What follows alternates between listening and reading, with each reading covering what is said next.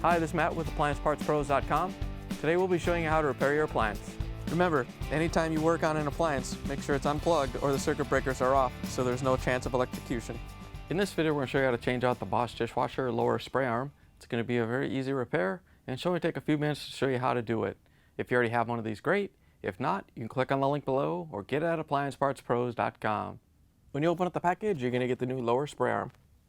The Lower Spray Arm is what sprays water on the dishes to get them clean. The main reason to be changing it out is if it's clogged up or damaged and the dishes aren't getting clean. In order to get to the part, we have to open up the dishwasher door.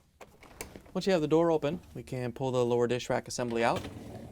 Once you have it out, you can lift it off and set it aside. Now that we have the rack out, we can reach in and lift the lower spray arm out. It's just snapped into its base, so all you have to do is carefully pull up on it. Once you have it released, you can pull it out of the dishwasher. Here's the old lower spray arm next to the new one. If you already have one of these, great. If not, you can get it at AppliancePartsPros.com. To put the new lower spray arm in, all you have to do is line it up on its base and snap it into place. Once you have it in there, it should spin freely, and then we can put the lower dish rack back in. To put the lower dish rack back in, we're just going to set it on the door and push it back into place.